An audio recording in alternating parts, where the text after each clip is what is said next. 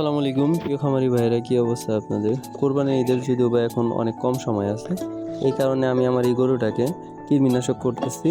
কৃমির বড়ি না দিয়ে ওকে কৃমির ইঞ্জেকশন দিতেছি আইভারমেকটিনের। প্রথমে ওকে অ্যান্টিহিস্টামিন দিয়ে নিতেছিলাম, পরবর্তীতে আর কি আইভারমেকটিনের ডাবল ডোজ করতেছিলাম, যাতে করে আমার দ্রুত আর কি কৃমিনাশক হয়। এখন যদি আমি ওকে বড়ি খাওয়াইতে যাই তাহলে আমার 15 দিন পিছিয়ে যাব। এই কারণে আমি ওকে আইভারমেকটিনের গ্রুপের আর কি কলিজা কৃমি করলাম, যাতে করে দ্রুত আর কি কৃমিনাশক হয়ে যায়।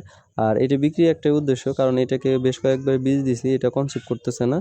আর এই কারণে এটা বিক্রি করে দেবো। যদিও বা এটার দুধ এখন আলহামদুলিল্লাহ ভালো পরিমাণে আছে, পাশাপাশি ওর বাচ্চারও গ্রোথ আছে। বাট যেহেতু ও বারবার হিরে আসতেছে, কনসেপ্ট করতেছে না, এই কারণে বিক্রি করে দিব। আর আমি নর্মালি মোটা তাজাকরণ বেশি করি, 2টা গাভী নিয়ে আসছিলাম মোটা তাজাকরণের ক্ষেত্রে। তো আলহামদুলিল্লাহ অলরেডি একটা করে বাচ্চা দিছে এবং লালটা কনসেপ্ট করছে, এটা যেহেতু কনসেপ্ট করে না এই কারণে বিক্রি করে দিব। তো যারা আর কি শর্ট টাইমের মধ্যে কৃমিনাশক করবেন, তারা কৃমির বড়ি না দিয়ে ডাবলভাবে কলিজা কৃমি করেন, তাই হবে ইনশাল্লাহ।